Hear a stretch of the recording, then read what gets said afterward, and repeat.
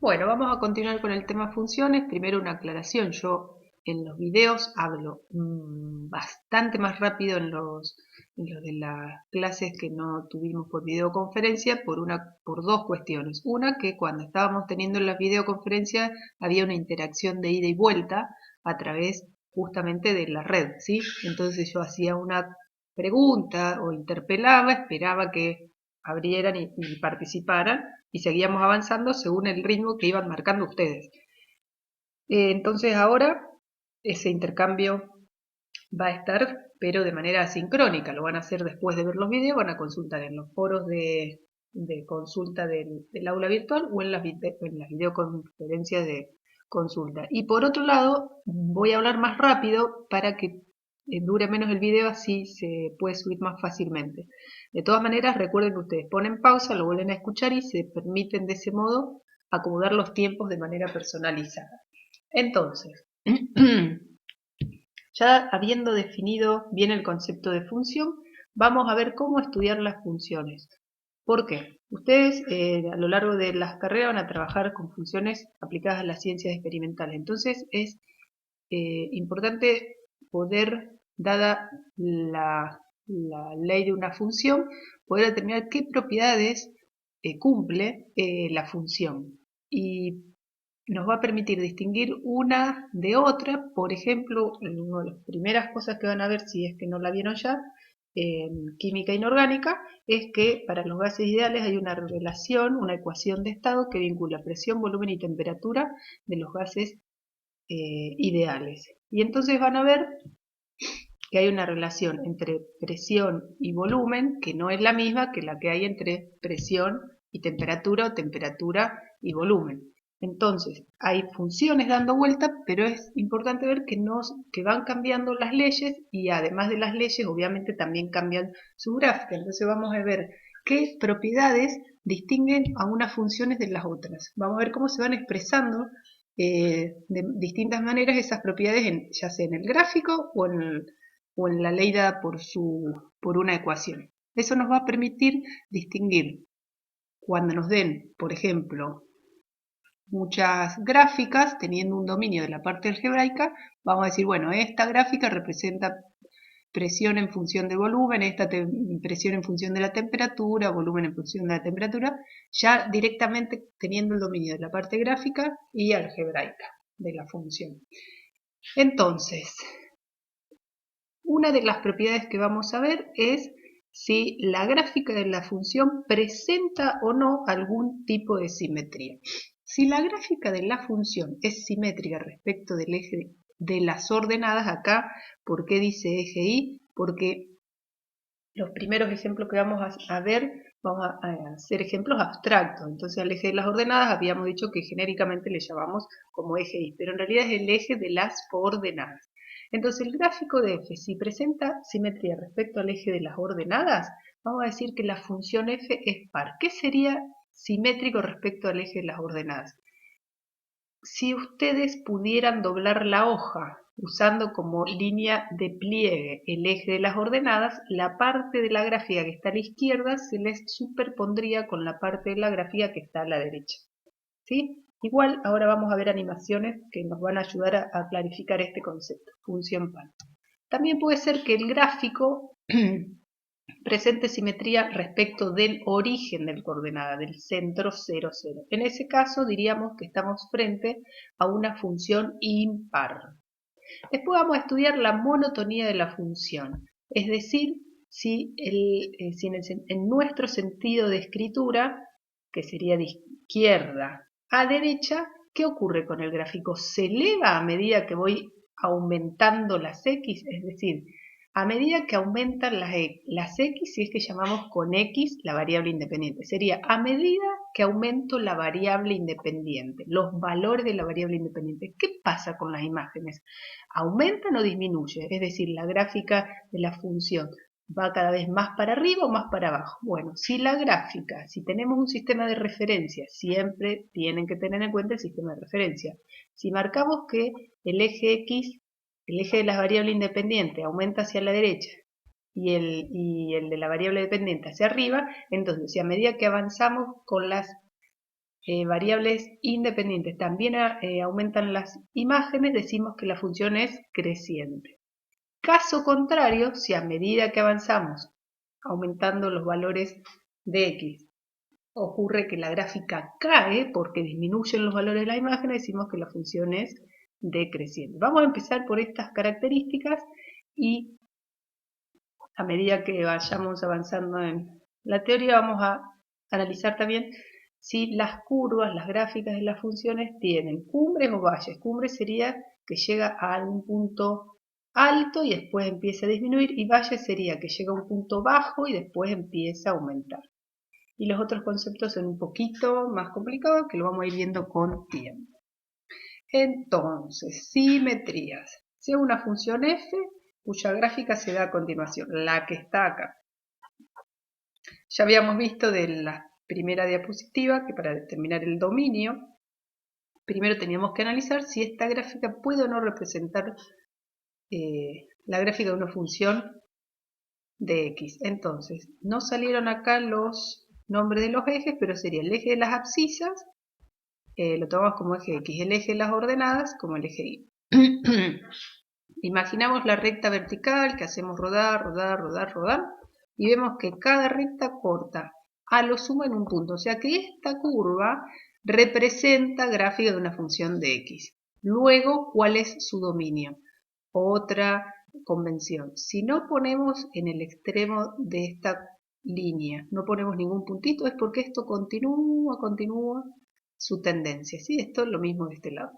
Si aplastamos esta curva sobre el eje X, nos queda el dominio de todos los reales. Si aplastamos la curva sobre el eje Y, nos quedan que vienen. Fíjense que estas dos líneas, si las aplastamos, van cubriendo toda esta parte del eje Y. ¿Hasta qué valor? 4. Es decir, desde menos infinito, viene todo menos infinito, hasta 4. Entonces, si bien no está en esta diapositiva, pero es bueno acordarnos que siempre determinamos el dominio. Y en este caso el dominio es todos los reales y el conjunto imagen de menos infinito a 4. Entonces, si pudiéramos plegar esta diapositiva, y ustedes la tienen en la hoja, por esta línea de puntos que está sobre el eje Y, veríamos que esta parte que está a la izquierda del eje Y se va a superponer con esta parte que está a la derecha. En ese caso, decimos que la parte del gráfico que corresponde a los x negativos, que es lo que está acá a la izquierda, se refleja a través del eje Y sobre la parte que corresponde para los x positivos. Todo eso que están viendo que se mueve por animación es lo que ustedes se imaginan al plegar la hoja, ¿sí? No es que van a aparecer todas esas gráficas. ¿Qué quiere decir esto algebraicamente? Para valores opuestos del dominio vamos a obtener la misma imagen, porque al superponerse esta parte con esta otra, o al decir que son simetrías, quiere decir que si del origen en el eje X me alejo la misma distancia para lados derecha e izquierda, los valores que obtenemos ya lo vimos en los apéndices y en el ingreso y en la escuela también secundaria, vemos que los valores son opuestos. Para esos valores opuestos del dominio van a compartir la misma imagen. ¿Por qué? Porque este punto, que en este caso es 3 menos 2, tiene la misma ordenada que este punto, que es menos 3 menos 2. Entonces, a valores opuestos del dominio, la misma imagen. De ahí surge que para que una función sea par, geométricamente lo que dijimos recién, pero gráficamente necesitamos que el dominio de esta función sea simétrico respecto al 0. Es decir, en este caso son todos los reales, pero si no fueran todos los reales necesitaríamos que fuera de menos 3 a 3, o de menos 5 a 5, o de menos 1000 a 1000. Tiene que ser simétrico el dominio respecto al 0. Entonces, en ese caso, que se cumpla lo que fuimos diciendo de simetría, vamos a estar frente a una función par. Ahora, esta es una interpretación gráfica. La definición precisa es la que aparece acá. La definición de función par. Una función se dice que es una función par si y solo si, acuérdense que el si y solo si es doble implicancia. Si es par, se cumple que la imagen del opuesto de x es igual a la imagen de x. Y lo otro que es clave acá es el para todo. Para toda x perteneciente al dominio. ¿Qué quiere decir? Si queremos decir que f en el opuesto de x sea igual a f de x y x pertenece al dominio, y como acá estamos igualando dos imágenes, necesitamos que el opuesto de x también pertenezca al dominio. Por eso decimos que para que una función sea par, tanto la x como su opuesto deben pertenecer. Y eso se cumple solamente si el dominio es simétrico respecto al cero. Hasta acá sería función par. Definición que nos da una ecuación y si se cumple lo que, acuérdense del sí solo sí, si se cumple lo que está después del sí solo sí, es decir, que si ustedes demostraran que f en la imagen del opuesto de x es igual a la imagen de x, entonces sería una función par, porque es doble implicancia. ¿Qué pasa? Por el contrario, si vemos que tenemos la gráfica de una función que es simétrica o que presenta como simetría, que es simétrica respecto al origen de coordenadas. ¿Qué sería respecto al origen de coordenadas? Fíjense, el origen de coordenadas es 0, 0. Vamos a tomar como el eje de las abscisas las x, el eje de las ordenadas las y. En este caso, en el gráfico de esta diferencia del anterior, tenemos en la curva un puntito negro. Entonces nos está diciendo que ahí arranca la gráfica de la función, en menos 2, menos 3. Arranca en menos 2, menos 3 y llega hasta 2, 3, porque también tenemos un puntito negro. ¿Cómo determinamos el dominio? Proyectamos la curva, la aplastamos sobre el eje horizontal, nos queda el intervalo menos 2, 2. Y ya que estamos, el conjunto imagen, la aplastamos la gráfica sobre el eje vertical y nos queda menos 3, 3. Entonces, si pudiéramos girar, si pudiéramos cortar el papel en este cuadrante, que es el tercero, y lo giramos y lo podemos superponer, lo giramos como si cortan, si pudieran cortar con la tijera acá en el eje horizontal y vertical, lo que rodea limita el cuadrante 3, pero poniendo una chinche en el origen de coordenada, una chinche ahí, y giran la gráfica y logran superponer lo que está en el primer cuadrante con el tercero, o de manera análoga, lo del tercero con lo del primero. Acuérdense que sería pinchando en el origen. Si logran hacer girar toda esta parte, manteniendo fijo esto, y logran que se superponga con la gráfica en el cuadrante 3, o si estuviéramos en el cuadrante 2 con el cuadrante 4, diríamos que la gráfica presenta el origen como centro de simetría. En otras palabras, que para los x negativos se puede obtener haciendo un giro de 180 grados alrededor del origen. El giro de 180 grados lo pueden ver con esta línea de puntos acá clarita. Ahí están los 180 grados. Giramos toda esta curva 180 grados y superponemos, en este caso, como logramos superponerla con toda esta curva, en esa parte decimos que la función es impar. Y al revés, ¿no? Si tomamos la parte del cuadrante 3, la giramos 180 grados alrededor del origen y se superpone con esta, la función sería impar.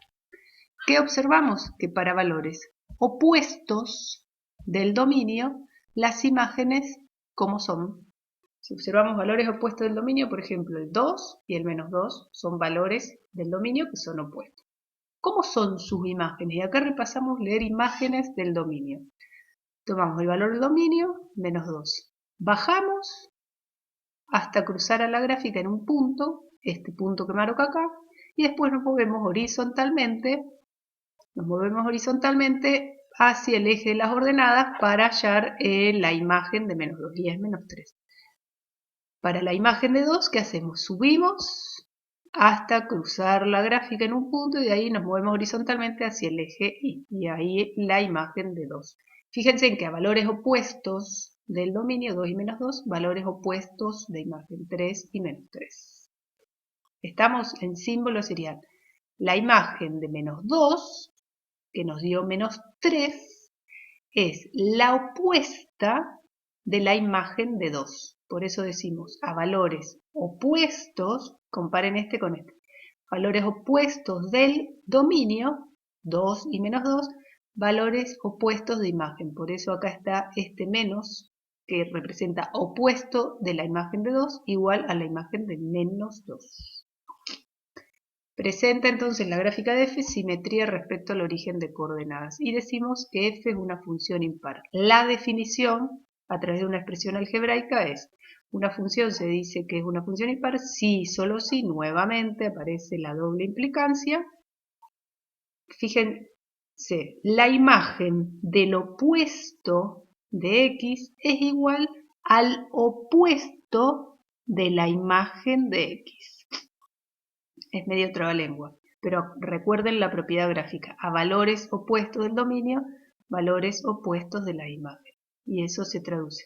Valores opuestos del dominio porque acá entre paréntesis dice x y acá dice el opuesto de x. Valores opuestos de las imágenes porque acá el opuesto está delante de la f, o sea, de la imagen. Todo eso se debe cumplir para cualquier x del dominio. Por eso también necesitamos que el dominio, para que una función sea impar, también, al igual que para la función par, necesitamos que el dominio de la función sea simétrica respecto al 0. Es decir, como en este caso de menos 2 a 2, de menos 3 a 3, pero por ejemplo, si nos dieran una función cuyo dominio va, como el de los ejemplos anteriores, de 1 a 5, seguro que si el dominio va de 1 a 5, es el intervalo 1 a 5, no va a ser ni par ni impar. ¿Por qué? Porque el dominio no es simétrico respecto al origen. ¿Está? Es lo que dice acá en las observaciones. Una función podrá ser par o impar si, solo si, su dominio es un intervalo simétrico respecto al origen, ya que en ambos casos debe compararse la imagen del opuesto de x con la imagen de x. De ese modo necesitamos que cada x y su opuesto estén en el dominio para luego calcular las imágenes a x el opuesto de x y después compararlas. Si son iguales a esa imagen, la función es par; si son opuestas, la función es impar.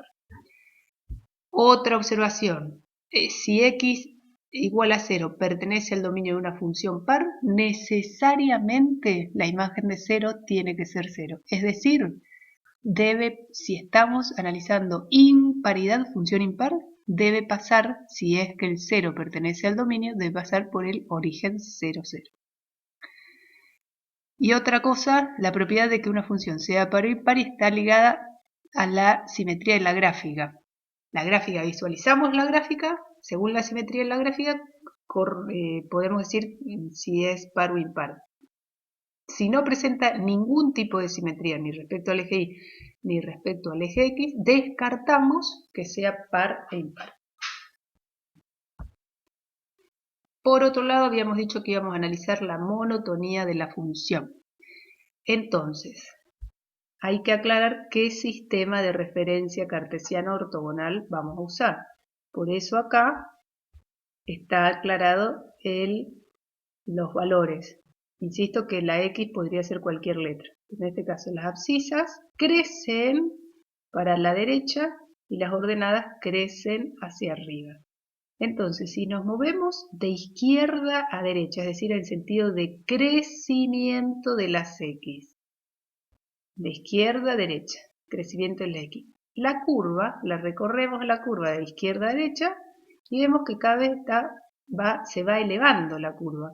¿Cómo se traduce esta elevación de la curva en cuanto a las imágenes? Tomamos una X, hallamos su imagen, avanzamos un poquito más en las X, hallamos su imagen, avanzamos un poquito más y si vamos haciendo ese procedimiento vemos que quiere decir que a medida que aumentan los valores de X, aumentan las imágenes. Por eso vamos a hablar de crecimiento o de decrecimiento. Caso contrario, en la función cuando decrece, si a medida que aumentan las X, o sea, de izquierda a derecha, la curva cae, es decir, las imágenes cada vez son más chicas, decimos que la función es decreciente. Se eleva o cae. Siempre es importante que lo hagan en el sentido de crecimiento de las X, porque si no, sería ambigua la definición. Pero ¿cómo hacemos para que no sea ambigua la definición? En palabras, decimos para valores crecientes de X, ¿sí? Y en escritura algebraica, para decir esto, valores crecientes de x, la curva se eleva, ¿sí? Valores crecientes de x, la curva cae, ¿sí? De izquierda a derecha, hay una simbología. Entonces, lo que está en azul es lo que decimos para definición de función creciente. Y en rojo, función estrictamente creciente. Es sutil la diferencia, pero lo vamos a aclarar. Entonces, empezamos con la que está en azul. Una función, vamos a esperar que se vaya el cartel.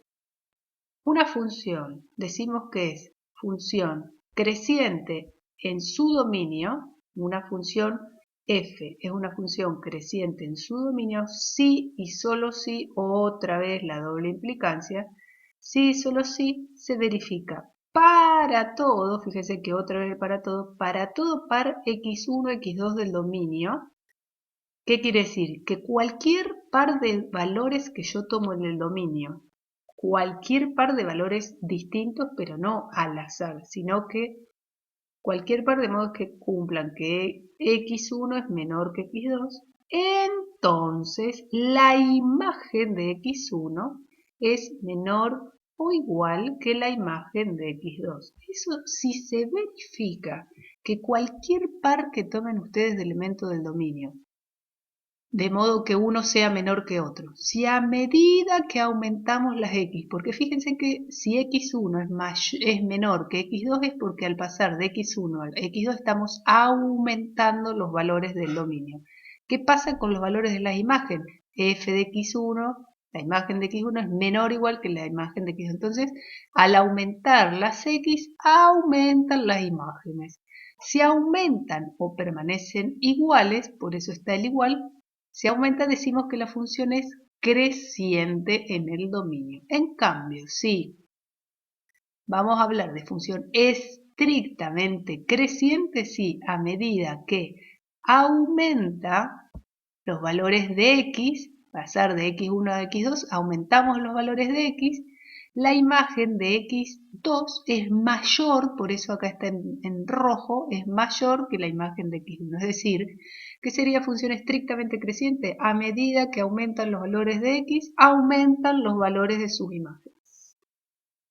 Caso análogo, función decreciente y estrictamente decreciente. Una función f, decimos que es una función decreciente en su dominio, si solo si se verifica que para todo par x1, x2 del dominio, o sea, cualquier par de elementos que tomen del dominio, de modo que uno sea menor que el otro, ¿qué ocurre? Si aumentamos las x, a pasar de x1 a x2, las imágenes que ocurren disminuyen, es decir, la imagen de x1 es mayor o igual que la imagen de x2.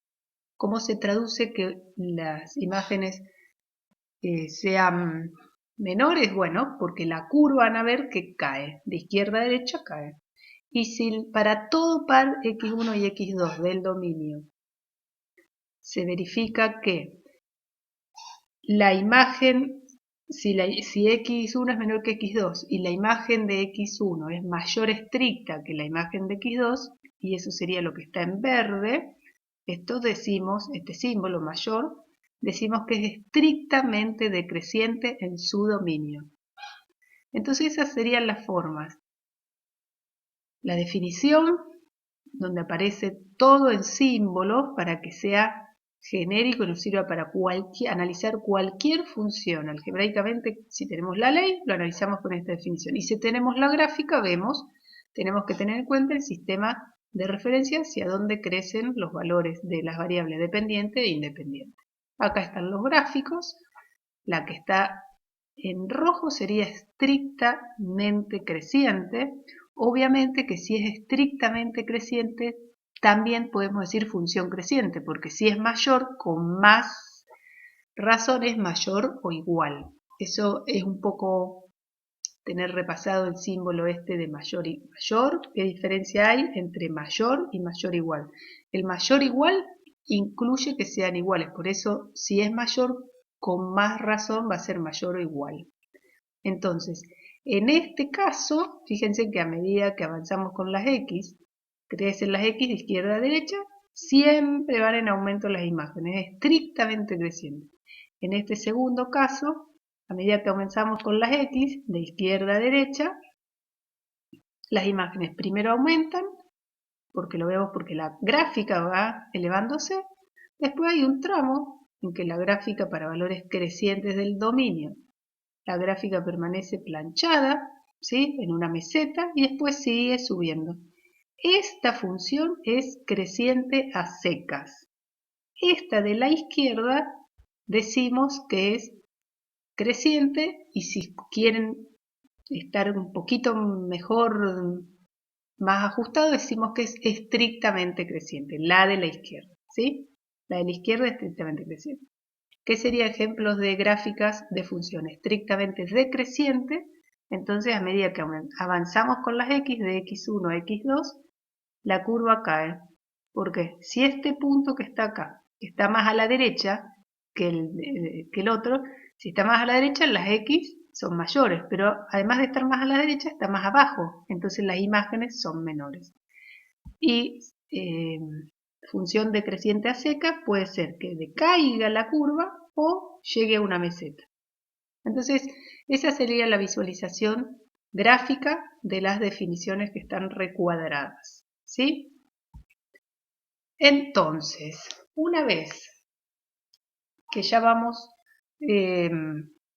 teniendo algunas propiedades vistas, como de monotonía, que sería crecimiento o decrecimiento, simetría, que sería par o impar, vamos a ver algunas, necesitamos primero repasar que vamos a trabajar en matemática 1, por si alguien quedó muy atrás en las primeras diapositivas.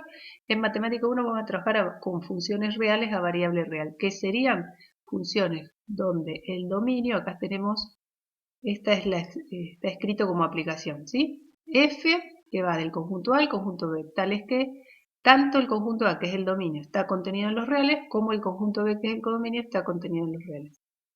Cuando tanto el dominio como el dominio están contenidos en los números reales, vamos a hablar de función escalar o función real a variable real, que son las que vamos a trabajar en matemática 1.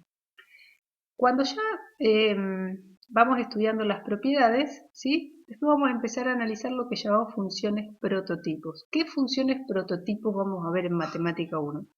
Y más o menos en este orden las vamos a ver: lineal, polinómicas, raíces, homográfica, exponencial, logaritmo, trigonométricas e inversas de trigonométricas.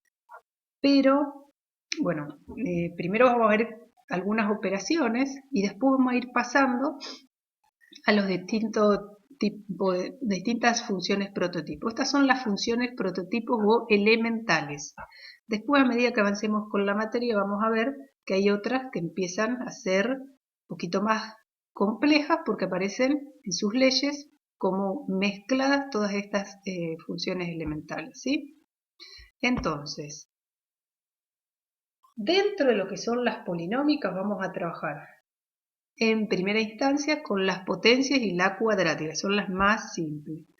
Y dentro de las raíces con la inversa de las polinómicas. Después, bueno, vamos a ver de las homográficas, como casos particulares las hipérbolas, y de las exponenciales, como caso particular, la exponencial en base e.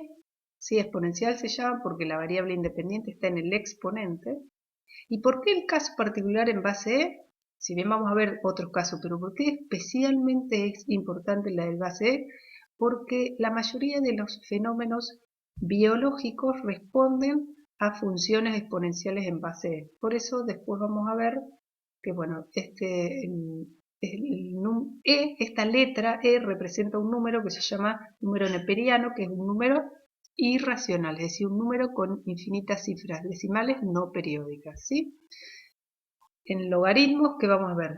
Dentro de todos los logaritmos, vamos a ver dos que son especiales. Logaritmo decimal, que sería el logaritmo en base logaritmo decimal, que es el logaritmo en base 10, que por eso no aparece la base, está escrita, porque por convención, cuando no aparece, cuando ponemos L o G y no aparece la base, es porque ya es en base 10. Y logaritmo natural, que sería en base E, en esta base, el número neperiano, y lo ponemos Ln, que es logaritmo natural. ¿Sí? También porque hay muchos fenómenos biológicos que responden a una modelización donde intervienen las funciones con logaritmo natural.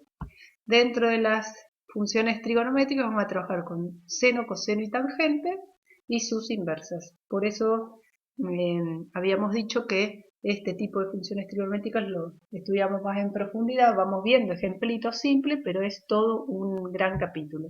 Y lo mismo con sus inversas.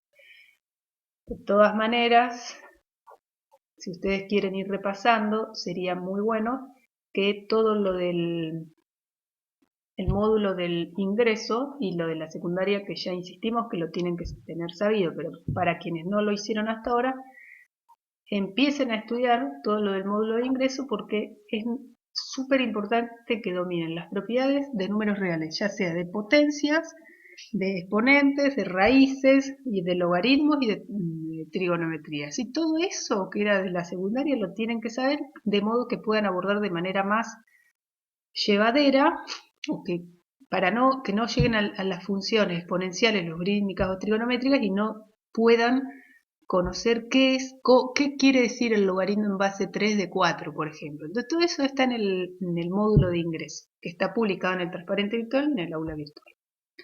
Entonces, ¿cómo vamos a trabajar en esta sección?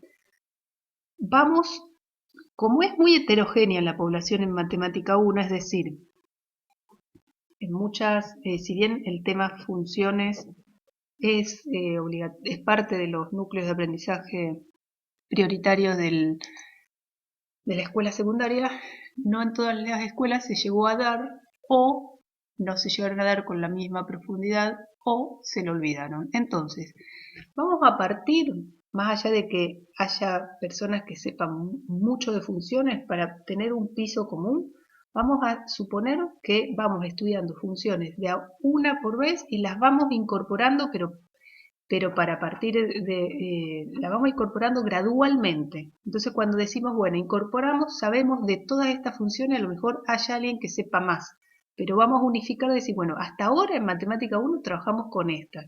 Gradualmente vamos a ir incorporando otras y eso lo vamos a llamar el espacio donde vamos guardando las funciones que estudiamos. ¿Para qué? Partir de un piso común, ¿sí? Entonces, ¿cómo vamos a arrancar? Suponiendo que estas cuatro funciones ya las dominan, ¿sí? ¿Qué serían las funciones?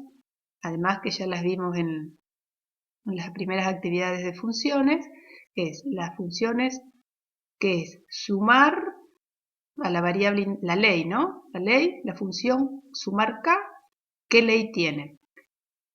skx igual x más k, la variable independiente x, y como se hallan las imágenes, de a la variable independiente sumarle k unidades. Restar k unidades, la variable independiente menos k, multiplicar a la x por k unidades o dividir la x por k unidades. Desde este momento partimos del punto cero que conocemos inicialmente solamente estas cuatro a nivel global y colectivo, ¿sí? Grupalmente, Matemática 1 conocemos estas cuatro. Vamos a ver qué diferencia hay entre las cuatro y después vamos a ver viendo de ir incorporando otras, ¿sí? ¿Qué quiere decir que solamente conozcamos estas cuatro tipos de funciones? Que cuando empecemos a operar entre ellas, ¿sí? Vamos a utilizar los diagramas de máquina. Por ejemplo, si tenemos el diagrama de la función S8, nos vamos a remitir. ¿Qué era S8? La S quería decir que era la función suma. 8 quiere decir que suma 8. Entonces, ¿qué ley va a tener ese 8? Que a cada x que ingresa le suma 8 unidades y como imagen sale x más 8. Esa sería la ley de la función S8. ¿Qué sería la función M2? Vamos M, que era M, la letra M representaba multiplicar, y el 2 que multiplicamos por un 2, la variable independiente. Entonces ingresa la X, la multiplicamos por 2 y que va a salir 2 por X. En ese caso, la ley de M2X va a ser 2X. ¿Por qué vamos a usar este diagrama de máquina? Porque para ver las operaciones que vamos a trabajar es más fácil el esquema de máquina, porque ya vimos que las funciones las podíamos visualizar de distintas maneras, con gráficos cartesianos, con diagramas de ejes paralelos, con diagramas de Venn, con palabras, con ecuaciones, bueno, con diagrama de máquina. Bueno, en este momento vamos a usar diagramas de máquina. De todas las formas posibles vamos a usar diagramas de máquina. Entonces, supongamos que nos dan una función. ¿Qué vamos a preguntarnos? Si esa función es ya conocida partiendo que solamente este grupo de 4 funciones, acá hay, por supuesto que sumar k puede tomar cualquier número real, ¿sí? Es decir, acá tenemos 4 familias de funciones. Entonces, ¿cuándo será conocida? Si cae en alguna de estas 4 expresiones. ¿Y cuándo es conocida? Cuando es ajena, está por fuera de este grupo. Por ejemplo, la función f de x igual a x más 5. Nos preguntamos, ¿será conocida o no será conocida? Vemos, y acá a la variable independiente le estamos sumando 5 unidades. Vemos, comparamos con todas estas leyes y efectivamente es conocida, porque es sumarle 5 unidades a la x. Entonces ahí terminaría nuestro estudio. Esta es que ya la conocemos. ¿Qué pasa si nos dieran una función con ley f de x 5 a la x? Analizamos. ¿Hay alguna de estas expresiones, de estas leyes, que sea de este tipo, 5 elevado a la x? Nos preguntamos si es conocida y resulta que no está en el grupo de las conocidas. Bueno, esta sería estudiarla toda del principio. ¿Qué sería del principio? Es lo que hicimos antes, estudiar dominio, codominio, simetrías, bueno, todo eso que fuimos analizando antes, monotonía, cada vez que aparezca alguna desconocida. Bien, entonces, operamos sobre, ingresa una función m. Nos preguntamos, ¿conocida o desconocida? Es decir, al hacernos esta pregunta, una función h. La función h pertenece al grupo de funciones que consideramos grupalmente en Matemática 1 que están en la memoria como conocidas. Bueno, si es, pues puede que sea conocida, puede que sea desconocida. Si es desconocida, habrá que estudiarla, y si es conocida, ya terminaríamos el estudio. Si no la conocemos, entonces empezamos a estudiar toda la ley, dominio, codominio, hasta que después, cuando termine el estudio, se considera que ya la conocemos y vamos a ir agrandando gradualmente y pasar de ese pequeño grupo de 4 tipos de funciones conocidas, vamos a ir ampliando el conjunto y cada vez tener más funciones que dominemos, para que cuando al final de Matemática 1 ya puedan trabajar con cualquier tipo de función que se les presente. Pero para pasar a trabajar con cualquier tipo de función que se les presente, para que le den un montón de leyes y ustedes puedan decir, bueno, este es de este tipo, este es de otro, primero vamos a ir de las más simples a las más complicadas, pasando primero por las que mencionamos en el listado al comienzo de la clase y después gradualmente vamos a ir aumentando la dificultad. Entonces, para ir aumentando gradualmente dificultad, vamos a definir lo que llamamos operaciones con funciones. ¿Por qué? Porque el listado ese que apareció en diapositiva atrás, que decía función lineal, polinómica, caso especial, potencias y cuadrática, después las raíces, todo ese listado son tipos específicos de funciones, pero en realidad a ustedes en sus prácticas laborales o de la carrera les van a aparecer algunas que son una mezcla de ellas, que se obtienen por operaciones entre dos de ese listado. Entonces necesitamos ver con qué operaciones nos podemos encontrar. Entonces, ¿qué sería operar con funciones? Pueden ser operaciones algebraicas.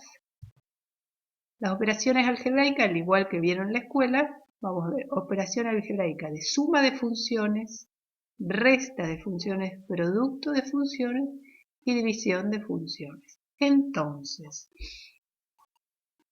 las operaciones algebraicas, la suma de funciones, si tenemos una función f y una función g, la función suma, que la vamos a llamar función f más g, ¿qué vamos a tener que definir para esta función suma? Su dominio, su ley y su codominio. La ley de la función suma, es decir, la ley de f más g, que sería f más g, acá entre paréntesis, de x, es decir, a la variable independiente x le aplico la función suma f más g. ¿Cómo vamos a obtener la imagen de la función suma? Realizando por separado la imagen de f de x, la imagen de x a través de g y sumar luego los resultados. Eso sería como sumar dos funciones. Se suman las imágenes por separado y ahí vamos asignando la imagen para cada valor de x del dominio. El dominio lo vamos a ir viendo con ejemplos, ¿sí? Esta es la ley, la definición de la ley de la función suma. De manera análoga podemos definir la función resta. La resta de funciones, si tenemos f menos g, ¿cuál va a ser la ley de la función resta? F menos g. F menos g, entre paréntesis, de x, ¿cómo lo vamos a obtener? Bueno, para cada x vamos a obtener la imagen de f, la imagen de g y vamos a restar en el mismo orden. De manera análoga, el producto de dos funciones y el cociente de dos funciones. Lo vamos a ver para estas operaciones. Tenemos que tener en cuenta algunos detalles para los dominios y las imágenes. Y hay otras operaciones, que serían las operaciones gráficas, las operaciones sobre las gráficas de las funciones, que serían operaciones de corrimientos, traslación, o sea, trasladar la gráfica ya sea verticalmente u horizontalmente, sin producir ninguna deformación, deformar la gráfica verticalmente u horizontalmente, deformarla, quiere decir que la podemos estirar o comprimir, ya sea verticalmente u horizontalmente. Después reflejarla respecto al eje X, reflejarla respecto al eje Y. Bueno, todas esas transformaciones se hacen directamente sobre la gráfica, se llaman operaciones gráficas. Y después vamos a tener otras dos operaciones que se llaman componer funciones y este símbolo es un F, este es un sub 0 G. F es un subíndice, F sub 0 G. ¿Sí? Esta es una nueva operación, no es un producto. Esta que está acá arriba, F punto G, ese punto es del producto, del que aprendieron en la escuela primaria, la escuela primaria. En cambio este es F cerito G, este es nueva y no lo vieron en la escuela. F cerito G, ¿qué va a hacer? Es cuando acoplamos dos funciones. Ahora lo vamos a ver en detalle, pero es una nueva operación.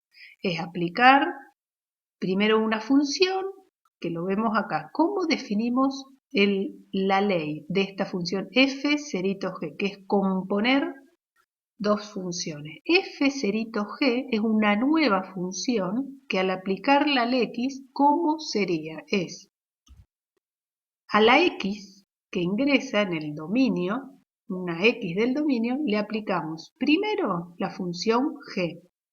Aplicamos a la x, primero la x del dominio de g, la función g. Obtenemos g de x. Y a ese valor que sale, g de x, ingresa a otra función que es f. Entonces, es como un trencito. Sale de un vagón y entra la x en un vagón. Se modifica por la función g, sale g de x. Y esa g de x ingresa al vagón donde la modifica la función f. Y sale este valor f, la imagen de f de g de x. Eso sería componer funciones o acoplar funciones. Y la otra operación que vamos a ver, no en este video, es cómo buscar funciones inversas y bajo qué condiciones vamos a poder buscar, dada una función f, bajo qué condiciones vamos a poder encontrar la inversa de una función f. Esta es una introducción que va a llevar 3 videos, o 4 videos va a llevar esta. Desglosar esta diapositiva lleva 4 videos, así que esto es a modo muy rápido introductorio. Si no se entiende acá, traten de controlar la ansiedad y sigan viendo las diapositivas y 3 videos o 4 más. Dependiendo del tamaño de los videos, a lo mejor lo tengamos que desdoblar. Entonces, operaciones algebraicas que serían las más simples porque son las que pueden buscar su analogía con las de la escuela secundaria. ¿Qué vamos a definir como operaciones algebraicas entre funciones? Función suma, la vamos a llamar S. S como suma de f más g. Necesitamos dominio, ley y codominio. La ley de la función suma es sumando las imágenes. Ahí no habría problema. Lo mismo con la resta, producto y cociente. ¿Sí? Que es lo que le expliqué en la diapositiva anterior. ¿Qué nos faltaría analizar? El dominio. Cuando estamos operando en todas estas suma, resta, operaciones algebraicas, multiplicación y división, como están involucradas dos funciones, dos operaciones, ¿cuál va a ser el dominio natural? Aquel que tenga como elementos las x a las cuales les tenga que poder aplicar simultáneamente la ley de f y la ley de g. Cuando decimos simultáneamente en matemática usamos este símbolo que es como una U, como una herradura, ¿sí? Da vuelta. Este símbolo se lee intersección. Por eso, para la suma, resta y producto, el dominio de la función suma, resta y producto va a ser la intersección del dominio de f con el dominio de g. ¿Por qué? Porque nos vamos a quedar solamente con las x que puedan ser admitidas, tanto para f como para g. ¿Cuál es la diferencia para el cociente? Además de esa condición, es decir, tienen que ser las x en las cuales les puede aplicar f y también les puede aplicar g, por supuesto. Pero como hay una división, acá un cociente, habíamos dicho que el denominador no puede ser 0. Entonces se agrega esa restricción. Por eso acá dice entre corchetes. Primero, ¿qué hay que hacer? Determinar las x tales que la imagen de esas x sean 0. Es decir, la imagen de esas x a través de g sean 0. Esas x cuyas imágenes a través de g sean 0 no pueden estar acá. Entonces a esas las excluimos del dominio de g. Determinamos el dominio de g, sacamos las x cuya imagen a través de g sea 0 y a ese conjunto, que es el que está acá entre corchetes, le hacemos la intersección con el dominio de la función f. Entonces lo que se agregaría acá es el tema de la restricción algebraica del cociente. El denominador no puede ser 0. Veamos algunos ejemplos. Por ejemplo, tenemos la función s sub 8 y r sub 8, que están en la memoria y son conocidas, porque s sub 8, la ley es sumar 8 unidades a la variable independiente y r sub 8 restar 8 unidades a la variable independiente. Entonces, pero son conocidas, vamos a operar entre ellas y vamos a ver qué nos da. A ver si nos da una función conocida o desconocida. Sumamos y vamos a obtener una nueva función h.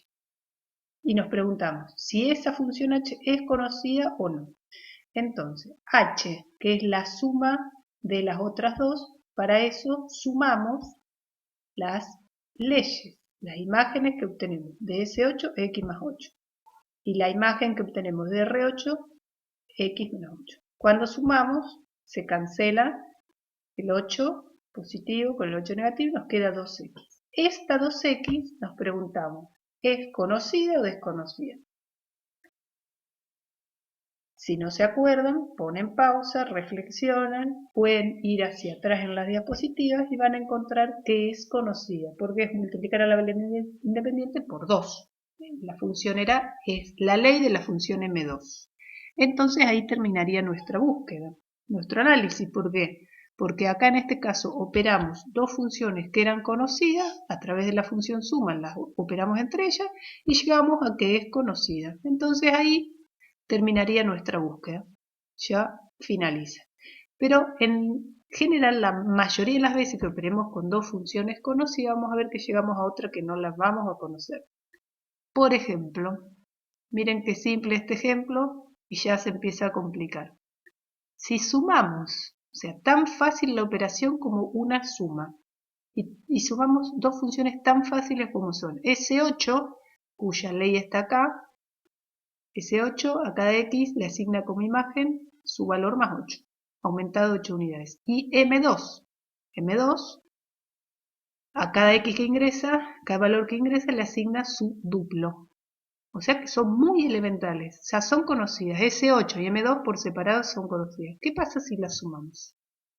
Si sumamos esas funciones.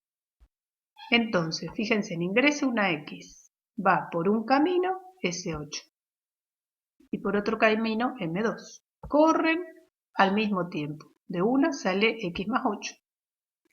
Entra por M2 y sale 2 por X. Lo ocupamos acá. Si sumamos estas dos funciones, ¿sí? ¿Qué ocurre? Si sumamos acá nos queda 3X más 8. ¿Qué les parece? Esta función suma que obtuvimos por suma de dos funciones muy elementales, como son S8 igual X más 8, M2 de X igual 2X. Son muy elementales. Hicimos una operación muy elemental que es la suma. Esta función, si contrastan esta ley de la que obtuvimos con la tablita inicial, ya pasa a ser desconocida. No podemos decir qué propiedades va a tener. Insisto, a lo mejor ya lo vieron en la escuela secundaria, pero con lo que vimos en Matemática 1 en la facultad, hasta este punto no pueden decir tan livianamente qué propiedades cumple una función que tenga esta ley. Por el momento, una función con esta ley es desconocida, por tanto hay que estudiarla. ¿Sí? ¿Qué pasa? Bueno, así podríamos estar sumando, restando, multiplicando, dividiendo. Pero fíjense, era ese ejemplo para mostrarles que a veces operaciones tan simples como una suma y sumar elementos tan simples como eran dos funciones conocidas, ya caemos en una situación nueva desconocida. ¿Qué pasa ahora si pasamos a la otra operación? Que se llama composición, que es acoplar funciones. Es decir, lo que les decía del trencito. Acoplar una detrás de la otra o adelante, depende cómo vean el trencito. A continuación, vamos a decir una a continuación de la otra. Ingresa una X, acá, siempre insisto que acá estamos suponiendo que el valor, la variable independiente le damos el nombre genérico X. Le aplicamos, vean el sentido de la flecha. Ingresa X y le aplicamos S8, que ¿qué hacía? Sumar 8. ¿Qué va a salir de la máquina? X más 8. A continuación de esta imagen, esta es la imagen de la X a través de S8. Ese valor que sale ingresa ahora a otra función, a la función M2. ¿Qué hacía la función M2? ¿Qué habíamos dicho la función M2? Que a cada valor que ingresaba le asignaba su duplo, o sea, el doble. En este caso, ¿qué hacemos? X más 8 ingresa por 2. Si ingresa X más 8 por 2, ¿qué va a salir?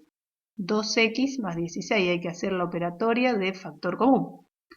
El producto distribuido respecto a la suma. Es decir, que acoplamos dos funciones muy simples fíjense, en S8 y M2 son muy simples, pero cuando las acoplamos, pusimos una a continuación de la otra, obtuvimos una función cuya ley es una función f de x, llamemos f de x a la función que obtuvimos, cuya ley es 2x más 16. Y esta no es conocida. ¿Cómo hacemos para decir que esta función f de x la obtuvimos por acoplamiento de estas dos, S8 y M2? Es un nuevo símbolo que no han visto, o muy probablemente que no hayan visto en la escuela, que es la x, que es la variable independiente, entre paréntesis. A continuación, hacia la izquierda, va la función que primero aplican, en este caso sumarle 8. Cierro el paréntesis, que está en negrita, y ese valor que sale, la imagen de x a través de C8, le aplico M2. Todo ese símbolo indica que estamos acoplando funciones, una a continuación la otra, pero lo que es difícil por ahí es que la primera que se aplica sobre la variable independiente es la última que se escribe, porque cuando escribimos en nuestro sistema de escritura de izquierda a derecha, primero escribimos M2 y después S8, pero hay que acordarse que este símbolo quiere decir que primero a la X aplicamos S8 y al resultado le aplicamos M2. Esta función es desconocida. Además de ser desconocida, no se obtiene ni por suma, ni por resta, ni por producto, ni por cociente entre S8 y M2. Es decir, en la diapositiva anterior teníamos S8 y M2 sumadas y vimos que S8 y M2 sumada nos daba 3x más 8. Y fíjense acá que no nos da 3x más 8, o sea que esta operación de acoplar funciones seguro no es función suma entre estas dos. Si hacen lo mismo de manera análoga y trabajan con S8 y M2, así como en la diapositiva anterior estaban sumadas, hacen la resta, el producto y el cociente, que es lo que está acá. En la diapo anterior hicimos esto. S8 y M2 las sumamos y obtuvimos la ley 3x más 8. Acá si las restamos nos queda menos x más 8. Si las multiplicamos la ley queda 2x cuadrado más 16x. Y si las dividimos, x más 8 sobre 2x. Sobre 2x, y si comparamos estas cuatro leyes con esta que obtuvimos acá, que resulta de acoplar funciones, de aplicar una función y después la otra, vemos que no es igual a ninguna. Si no es igual a ninguna, ni a la suma, resta, multiplicación y división, es porque es otro tipo de operación. No es ni suma, ni resta, ni multiplicación, ni división de funciones. Es otro tipo completamente nuevo y si es otro tipo recibe otro nombre. Acoplar funciones es otra forma de operar con funciones. Esa otra forma de operar con funciones se llama composición de funciones. Y como es otra forma, hay que definir más precisamente cómo obtener la ley, el dominio y el codominio. Entonces, vamos a suponer que tenemos dos funciones acopladas, f y g, acopladas del modo que se muestra acá. Veamos el sentido de las flechas, ¿sí? La x, primero a quien ingresa, a la función f. Cuando la x ingresa a la ley de la función f, va a salir f de x, ¿sí? Ingresa, la primera que aplicamos f, sale f de x. Y recordamos, por eso está acá en un cuadrito, que a pesar que g, cerito f, que mencioné en la diapositiva del resumen que les dije que iba a llevar varios videos, g, cerito f, si bien escribimos primero g y después f, hay que recordar que primero se aplica la última que escribo. Es un nuevo símbolo que tenemos que aprender, no solo a leer, sino a saber qué significa, cuál es el significado de este símbolo. El significado de este símbolo es que vamos a acoplar funciones. Primero aplicamos la última que escribimos y al resultado le aplicamos la primera que escribimos. Por eso ingresa la X, es transformada esa X, le aplicamos a esa X la función f, sale la imagen de x a través de f y ahora esa imagen entra a la otra función que está involucrada en el acoplamiento, que es g. Por eso acá dice g aplicada ya no a la x, sino a la imagen de x a través de f. Que tenemos una nueva notación, g corchete f de x. Eso sería entender el significado de este símbolo. Este símbolo G cerito F está vinculado con este otro. Aplicar G a la imagen de X. Entonces, acoplar dos funciones. Habíamos dicho que para entender estos símbolos o nuevos conceptos teníamos que unificar con una definición para que todas las personas dentro de una comunidad tengamos una misma construcción mental de lo que es esa nueva idea. Entonces, ¿cómo vamos a llamar composición de funciones? G cerito F. Que ojo que no es G por F, es composición. Las dos funciones F y G llamamos composición de G y F, que indicamos G cerito F. Y acá quiero hacer una aclaración antes de continuar. Como algunas bibliografías, G cerito F lo leen G compuesta con F y otras F compuesta con G. Realmente a veces se presta a confusión. Siempre vamos a decir G cerito F. Lo vamos a leer en este sentido porque algunas bibliografías lo leen al revés. Entonces, para evitar esa confusión, vamos a leer G cerito F. ¿Cómo vamos a definir la función G cerito F? Necesitamos dominio, ley y codominio. Lo más fácil es el codominio, porque al componer dos funciones reales, si el codominio de F y de G eran los reales, la composición también va a ser codominios reales. Eso es lo más rápido de solucionar. Lo otro que ya está definido con este cuadrito es la ley de G cerito F. La ley de G cerito F es G cerito F de X, que ¿qué es? Aplicar G a la imagen que obtenemos de F de X a través de F. Y lo más complicadito va a ser cómo determino el dominio de esta función compuesta, es decir, el dominio de G cerito F. ¿Cómo determino de qué dependerá este dominio? El dominio de la composición. Entonces nos preguntamos, en realidad se pueden hacer un montón de preguntas, pero por ahí las preguntas que más surgen es que hay quienes piensan que, bueno, el dominio de la composición, hay quienes piensan que es el dominio de la primera que aplicamos, que sería según esta F. Hay otras personas que dicen, no, para mí es el dominio de la última, y otras que dicen, no, para mí es el dominio de la intersección.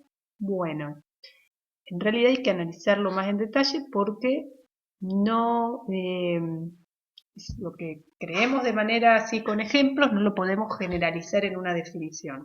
Entonces, esto que está acá, el dominio entre, que dice signo de pregunta, lo dejamos de incógnita y vamos a analizar algunos ejemplos y vamos a ver cómo a veces los ejemplos nos llevan a conclusiones equivocadas.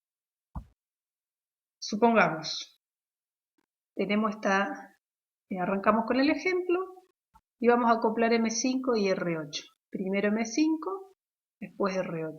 Vamos a ver qué obtenemos y vamos a ir analizando ley y dominio de la composición. Insisto que yo voy hablando rápido para que el video sea lo más corto posible, ¿sí? Ustedes, si voy muy rápido, tienen la ventaja de poder poner pausa en el video, retroceder y escuchar lo mismo todas las veces que quieran, ¿sí? Y aún así, si después de escucharlo varias veces yo voy introduciendo ejemplos o preguntas que en años anteriores han hecho o que han hecho ahora, la semana pasada en los foros de consulta o en todo este mes que llevamos de consulta en el aula virtual y en el transparente virtual y en los mails, han surgido de manera recurrente ciertas consultas. Esas son las que voy intercalando a medida de que transcurre el video, ¿sí? Es decir, que este video están siendo intercalados con comentarios que han surgido de este grupo de Matemática 1 por consultas de videoconferencia, foro virtual, mails, transparente virtual y también de cursados anteriores. Aún así, si queda alguna duda de estos temas, pueden seguir consultando transparente virtual, foro en el aula virtual o en las videoconferencias. Así que no se queden con dudas. Entonces, tomamos la función M5 y R8. M5, ingreso un valor de X y sale, si es M5, multiplicamos por 5, sale 5 por X. Recordando que si está en este orden, primero aplicamos M5, después R8. Pero en la simbología lo escribimos primero R8 y después M5. Sale 5X y ahora aplicamos R8. R8, ¿qué hace? A cada valor que ingresa le asigna como imagen un número que se obtiene de restar 8 unidades al valor que ingresa. Entonces, ingresa 5X y ¿qué va a salir? 5X menos 8. Si en vez de 5X ingresara 3Y, ¿qué va a salir? 3Y menos 8. Entonces, es importante siempre que puedan decir en palabras las leyes. O sea, en vez de decir M5 de X es igual a 5 por X, decir M5, ¿qué hace? A cada valor que ingresa le asigna como imagen el resultado de multiplicar a ese valor por 5. R8, en vez de decir R8 de X igual X más 8, X menos 8, decimos R8 es la función que a cada valor que ingresa le asigna como imagen el número reducido en 8 unidades, disminuido 8 unidades. Entonces, de ese modo, vamos ampliando de manera abstracta y es más fácil por ahí llegar a casos más complicados, ¿sí? Entonces, en este caso, ¿qué nos quedó la ley de la composición en este ejemplo? En este ejemplo, al componer R8 con M5, aplicando primero M5, la ley nos quedó R8 cerito M5 de X, nos queda 5X menos 8. Codominio, como siempre, real. ¿Y el dominio? ¿Qué dominio quedó acá? ¿Qué les parece? Bueno, yo no voy a poner pausa porque si no se configura todo. Pongan pausa ustedes, piensen y yo ahora les digo la respuesta. La respuesta es que si analizamos esas operaciones, ténganlo guardado en la... Vamos a discutir a ver qué dominio se obtiene. Piénsenlo ustedes, después vamos a juntar, se lo anotan, retrocedan, se lo anotan acá en un papel qué dominio creen que iría acá. Lo anotan, pero anoten todo, R8, cerito, M5. Dominio y ponen el dominio de esto que ustedes creen que va. Vamos a ir recorriendo varios ejemplos. Ahora vamos a hacer las dos mismas funciones acopladas, pero en el orden inverso. Es decir, ahora que vamos a aplicar primero R8 y después M5. En símbolos, recordemos que se escriben al revés. Primero ponemos M5, cerito R8. Ingresa una X, un valor de X, ingresa un valor con la letra que sea y si aplicamos R8, ¿qué va a salir? Ese valor disminuido 8 unidades. Ahora ese valor ingresa a M5. M5 ¿qué hace? Multiplica por 5 el valor que ingresó. 5 por, entre paréntesis, X menos 8. ¿Qué sale de imagen? 5X menos 40.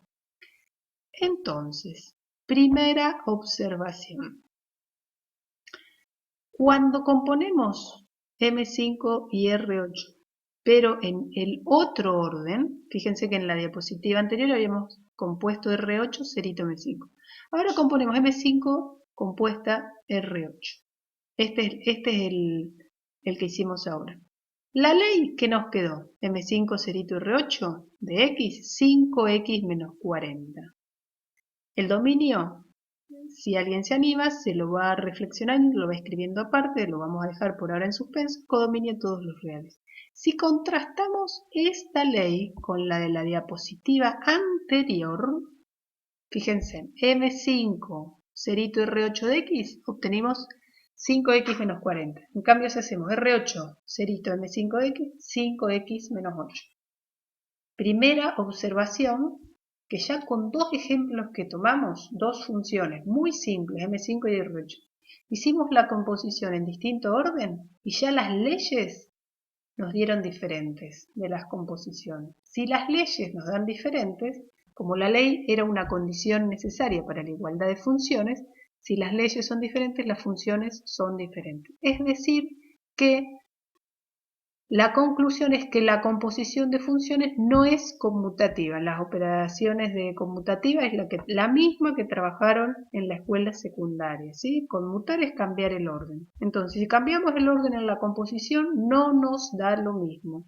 Después vamos a analizar en qué casos podemos hacer una salvedad. Pero en la inmensa mayoría de las situaciones, la composición, si cambiamos el orden, llegamos a distintos resultados. Segunda observación. Si alguien ya reflexionó cuál era el dominio natural en un caso y en el otro. Bueno, yo no voy a ir pausando, continuamos. ¿Cuál será el dominio natural de la composición? En abstracto. El dominio de una función, habíamos dicho, en este caso sería la función compuesta g cerito f. El dominio de g cerito f tiene que ser un valor de x que pueda pasar todo este proceso, es decir, un valor de x que pueda entrar a la f, salir, y esa imagen f de x entrar a la g, ser modificada por g y salir. Es decir que nos vamos a quedar con las x que puedan atravesar desde este punto todo esto hasta llegar a salir de manera exitosa. Eso es muy simple decirlo en palabras. Necesitamos quedarnos con los valores de x que puedan entrar, ser transformadas dos veces y salir. ¿Cómo lo llevamos a una expresión operable algebraicamente? Porque nosotros necesitamos decir qué valores, qué números reales cumplen con poder ingresar, ser transformados esos números y poder salir. Vamos a ir viendo ejemplitos simples. Esta x tiene que entrar. Entonces, ¿cuáles son las entradas aceptables de x para que pueda ingresar y empezar a ser modificada? Como la primera función que aplicamos es f, necesitamos sí o sí que x pertenezca al dominio de f, porque si x no pertenece al dominio de f, x necesitamos que pertenezca al dominio natural de f.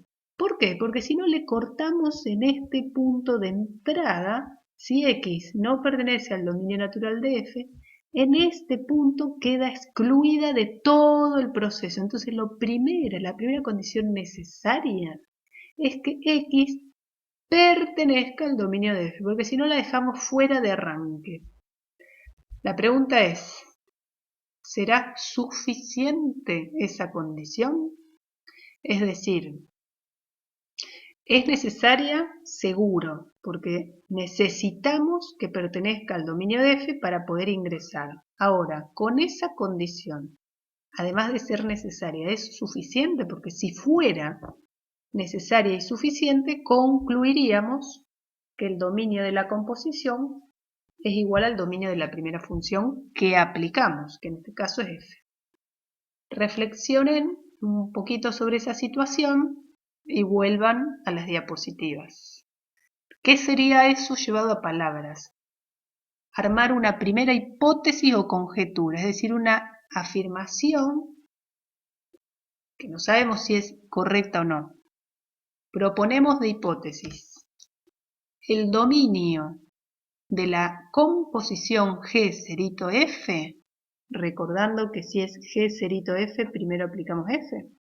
El dominio natural de la composición G cerito F coincide con el dominio de F, dominio de la primera que aplico. Esta es una hipótesis, una conjetura. Lo planteamos, pero como una afirmación la planteamos que no sabemos si es correcta, si es cierto o no. ¿Qué hacemos? Empezamos a probar, investigamos si esto que estamos proponiendo acá es correcto o no. cómo se les ocurriría investigar si esto es o no correcto, si es verdadero o si es falso. Hay varias maneras, ¿no? Pero una es intentar con ejemplos para ver si con algunos ejemplos, sale rápida la respuesta. A veces no sale rápida, ¿sí? Pero vamos a ver que en este caso, esta hipótesis, podemos decir si es correcta o incorrecta con ejemplos simples. En otros casos, vamos a algunas hipótesis dar la respuesta directamente porque en este momento no tenemos las herramientas para de manera exhaustiva dar el trabajo que nos lleve a determinar si es verdadera o falsa. Vamos a ver este ejemplito que tenemos una función f cuyo dominio son los reales, codominio los reales, la ley f de x igual x menos 5. Es decir que esta función es R5. Como estamos restando 5, la x puede tomar cualquier número real. Por eso el dominio de f son los reales. No hay ninguna restricción algebraica. ¿Qué pasa con la función g? ¿Por qué acá dice reales positivos y el 0? Porque la ley g de x es raíz cuadrada de x. Dijimos las raíces de índice par, ustedes saben de la escuela que lo que le aplican la raíz de índice par no puede ser negativo. Por eso el dominio de g es reales positivos y el 0. La hipótesis 1, la que dijimos recién, el dominio natural de g cerito f sería que es igual al dominio natural de f, la primera que aplicamos. Vamos a analizar en este ejemplo qué pasa. Por supuesto que esto no es tan simple de hacerlo de manera personal, individual. Acá están súper guiados los ejemplos para que salgan rápido, con la idea de que se lleven cómo sería trabajar para ver si algo es verdadero o falso. Acá ya está súper armado para que llegar rápido a la respuesta, pero en realidad ustedes lo más probable es que en una situación real de trabajo no sea tan simple, ¿sí? Entonces, ingresa un valor de x, primero, si queremos hacer g cerito f, recordar que si queremos hacer g cerito f, primero aplicamos f, que es la última que se escribe, por eso acá está f. Primero restamos 5, vamos a suponer, ingresa 9. 9 está en el dominio de f, sí, porque f habíamos dicho que tenía como dominio todos los reales. Entonces ingresa 9. 9 menos 5, 4. Sale de imagen de 5, f en 5, sale 4. Ese 4 está en el dominio de g. Nos fijamos, el dominio de g, ¿quiénes eran? Los reales positivos y el 0. Como el 4 es un real positivo y el 0, podemos aplicarle la raíz cuadrada y sale el 2. Hasta acá parecería que venimos bien, porque ¿qué nos dio la composición? G con G aplicada en f en 9 nos dio 2. Pudo entrar el 9, pasar por toda la transformación y salió la imagen de G aplicada en f en 9. Sin embargo, probemos con 1. 1 es un número real, por lo tanto puede ingresar a f. 1 menos 5 nos da menos 4. Menos 4. F en 1 nos da menos 4. No puede entrar a G. ¿Por qué? G tiene una restricción algebraica. G solamente se puede aplicar cuando los valores son positivos y acá, o 0, y acá es negativo. Entonces la imagen de 1 a través de f en 1 no puede ingresar. Queda interrumpido el proceso acá. No podemos continuar. A pesar que 1 es un número que es un elemento del dominio de f, que es la función primera que aplicamos, no puede terminar el ciclo. No existe g aplicada en f en 1. Fíjense, con este ejemplito tan simple, ya podemos concluir que esta hipótesis es incorrecta, porque el 1, que pertenece al dominio de f, no pertenece al dominio de la composición porque no existe la imagen. Entonces, ¿qué concluimos? 1 no pertenece al dominio de la composición. Primera hipótesis, incorrecta. Conclusión, el dominio de la composición no es igual al dominio de la primera función que aplicamos. Entonces, primera hipótesis falsa y nos preguntamos, esta restricción externa, ¿por qué decimos que es externa? Esta que está acá, la x igual a 1 pasó esta restricción externa, porque era un valor, la restricción externa era que necesitamos que ingrese al circuito. Esta sería una restricción externa, pero pasó la x igual a 1 porque pudo ingresar.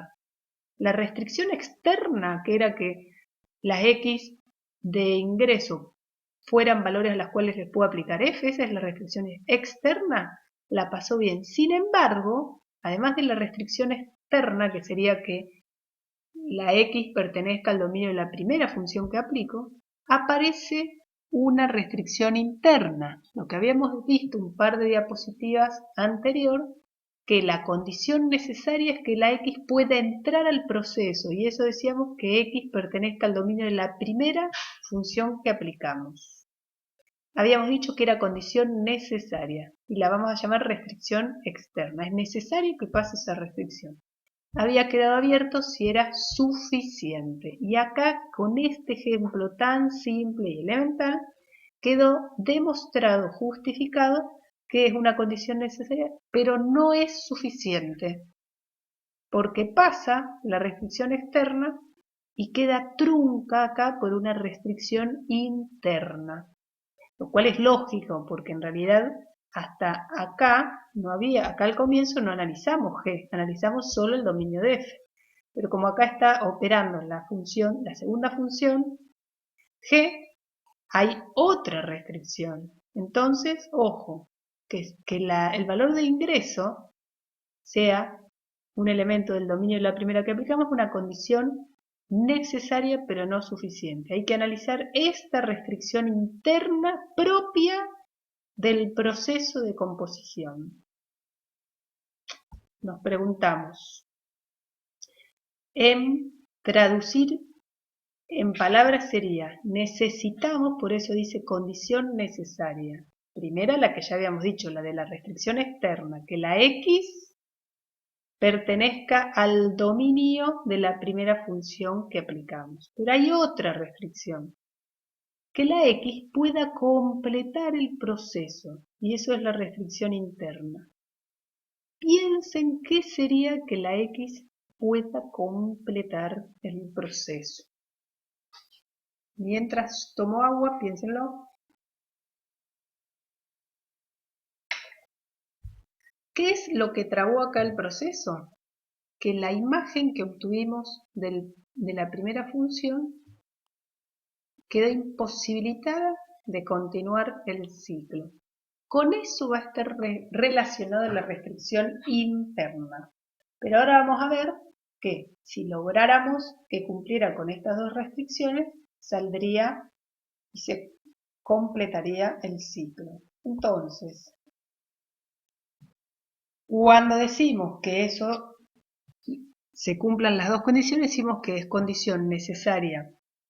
CN quiere decir condición necesaria. CS, condición suficiente. CN y F, condición necesaria y suficiente. Es decir, si X cumple con sortear ambas restricciones algebraicas, es decir, la externa, que es la primera que opera, la primera función que opera es necesario y suficiente si cumple con las dos restricciones. Ingresa a F, a la primera que operamos, y la imagen de F ingresa a la segunda que operamos. Pero eso en palabras, con un ejemplo, no nos sirve para concluir en la generalidad y la definición de función compuesta. Entonces, tenemos que generar toda una traducción del lenguaje coloquial al lenguaje algebraico para después dar una definición formal de función compuesta. ¿Cómo traducimos estas restricciones algebraicas?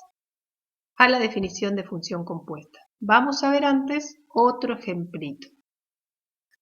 Fíjense, las mismas funciones que dijimos antes, que teníamos antes, f de x igual x menos 5, con dominio natural de f todos los reales, g de x con ley raíz de x, dominio natural, reales positivos y el 0, las componemos. Habíamos dicho, primero aplicamos f, sale x menos 5.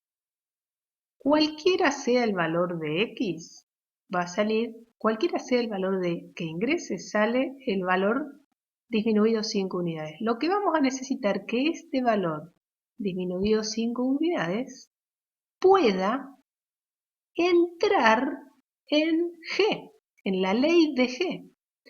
Necesitamos que ingrese, que este valor que sale de acá, x menos 5, sea un valor válido al cual se pueda aplicar G. Vamos a la escuela secundaria. Raíz cuadrada se puede aplicar a valores no negativos en el mundo de las operaciones de números reales. Entonces, ¿qué planteamos? Que x menos 5, para que ingrese a G, tiene que ser no negativo. O sea, x menos 5 mayor o igual a 0. X menos 5 mayor o igual a 0. Entonces, si x menos 5 es mayor o igual a 0, si nos da que sí, puede terminar el ciclo, aplicamos la raíz cuadrada de x menos 5, ¿y qué ley vamos a obtener? G cerito en f, raíz cuadrada de x menos 5. Entonces, en definitiva, si acá la restricción externa era que x pertenezca a los reales, y en este caso, trabajamos con números reales, todos lo cumplen. Y la restricción interna era que x sea mayor o igual a 5. ¿Con cuál nos quedamos? Si necesitamos condición necesaria y suficientes que se cumplan ambas al mismo tiempo. Recordando que cuando decimos ambas condiciones es que hay una intersección. ¿Qué nos va a dar en este caso? ¿Cuál es el dominio de G cerito F? La restricción interna es de la raíz cuadrada. La externa, en este caso, no hay restricciones algebraicas. ¿Con qué nos quedamos? Con la intersección de ambas. En este caso, si hacemos la intersección de números reales con reales mayores o iguales a 5, ¿qué dominio nos queda? Mayores o iguales a 5. Entonces, de este ejemplo, podríamos llegar a proponer otra hipótesis. Por ejemplo, la ley de la función compuesta g cerito f nos quedó raíz cuadrada de x menos 5. Esa es la ley. De esa ley determinamos, de esa ley que nos quedó acá, la ley de la composición de la función compuesta raíz cuadrada de x menos 5, determinamos el dominio natural de esa ley, sin ver todo esto anterior. Entonces, obtenemos la ley y no tenemos en cuenta todo esto anterior y obtenemos que el dominio es de reales desde 5 incluido a más infinito. Entonces, sin tener en cuenta las restricciones previas, nos quedamos con que el dominio es de 5 a más infinito. Si no tenemos en cuenta las restricciones previas, podríamos llegar a la segunda hipótesis y decir, bueno, el dominio de la composición, que es el dominio que estamos tratando de ver cómo determinamos, ¿para qué vamos a tener en cuenta todo lo anterior? Si vimos que hallando el dominio de esta ley, nos da el dominio de la composición. Esa sería la segunda hipótesis. ¿Siempre serán iguales el dominio de la composición y el dominio de esta ley que obtenemos acá? Esta es la ley. Determinamos algebraicamente el dominio, lo que aplicamos la raíz cuadrada mayor o igual a 0. Segunda hipótesis que nos planteamos, que el dominio natural de G cerito F coincide con el dominio de esta ley. Acuérdense que hipótesis o conjetura es que tenemos que contrastar y ver si se cumple o no. Entonces buscamos algún ejemplo para ver si sirve clarificar si esa hipótesis que proponemos es correcta o incorrecta. Este ejemplo no es tan fácil de encontrar y de hecho el trabajo algebraico es un poquito más complicado, pero ustedes pueden tener al lado lápiz y papel y lo van trabajando. Algebraicamente obviamente va a requerir suma y restas de fracciones, pero bueno, eso, la suma y resta de fracciones es algo que saben de la escuela primaria, que vieron cómo sumar y restar y operar en fracciones, con denominador común y todo eso. Así que todo eso lo pueden hacer con un papelito al lado. Y entonces vamos a proponer función f con ley f de x 1 sobre x. Acá tenemos una división. Cuando dividimos dos funciones, cuando dividimos en una función, cuando la ley y abarca una división, habíamos dicho que el denominador no puede ser 0. Como acá en el denominador está la x nada más, el dominio van a ser reales menos el 0. 0 es el valor que anula el denominador, por eso lo excluimos del dominio. Tenemos otra función g, cuya ley, g de x, 1 dividido x menos 2. En este caso, ¿qué vamos a sacar? No puede ser 0 el denominador x menos 2 no puede ser 0. ¿Para qué valores de x menos 2 es 0? Cuando x vale 2, porque 2 menos 2, si x valiera 2, le restamos 2, nos queda 0. En ese caso, el 2 es el valor que excluimos del dominio. Entonces, para la función g, el dominio natural es reales menos el 2. Y vamos a hacer g cerito f, que quiere decir primero aplicamos f y después aplicamos g. Entonces, la hipótesis 2 es que el dominio de la composición g cerito f va a coincidir con el dominio si lo determinamos de la ley algebraica que obtenemos sin tener en cuenta todo lo que hicimos acá. Llegamos hasta acá y analizamos la ley final y vemos qué dominio tiene. Y lo comparamos con el de la composición. Entonces, restricción externa es la primera que se da. El valor que ingresa tiene que ser un elemento del dominio de la primera función que aplicamos. Es decir, no puede ser 0. Dominio real es menor al 0, restricción externa. Si no es 0, ingresa y sale su valor recíproco. Ingresa un valor, como imagen de f obtenemos el recíproco. Ese recíproco, ¿qué hace? Tenemos que analizar. Frenamos acá. ¿Por qué? Porque antes de entrar en el circuito de G, reflexionamos. Para entrar en el circuito de G, ¿cuál era la condición? Que el denominador no puede ser 0 porque hay una división. Este valor, fíjense cómo leemos g de x. A cada valor que ingresa, g ¿qué hace? Lo manda al denominador, restándole 2. Es decir, ingresa un valor, le resta 2 unidades y lo manda al denominador, lo hace el recíproco. Entonces ahora va a ingresar, no ingresa la x, acá ahora ingresa 1 sobre x. Entonces, ¿qué hace g? Al valor que ingresa, que es 1 sobre x, le va a restar 2 unidades y lo manda al denominador. Entonces, ¿podrá entrar 1 sobre x a la operatoria de g para cualquier valor? Y en realidad necesitamos que 1 sobre g menos 0 no sea, 1 sobre g menos 2 no sea 0, porque si 1 sobre g menos 2 es 0, nos queda 0 en el denominador. Necesitamos que 1 sobre g sea distinto de 2, porque necesitamos después restarle 2. Cuando 1 sobre g, 1 sobre x, necesitamos que sea distinto de 2. ¿Cuándo 1 sobre x es distinto de 2? ¿Para qué valores de x? Para x igual a un medio. Entonces, como necesitamos que 1 sobre x sea distinto de 2, necesitamos que x sea distinto de un medio. Entonces, si x no vale un medio, puede continuar el camino. Si x es distinto de un medio, continúa el camino y sale la ley. Es decir, acá, si x no vale un medio, puede ingresar acá y termina el circuito. 1 dividido 1 sobre x menos 2. Si trabajan algebraicamente esta expresión, primero trabajando denominador común en denominador y después haciendo cociente de fracciones, van a llegar a esta otra expresión. Y llegan correctamente y con pasos muy simples. Así que practíquenlo y llegan a esta expresión.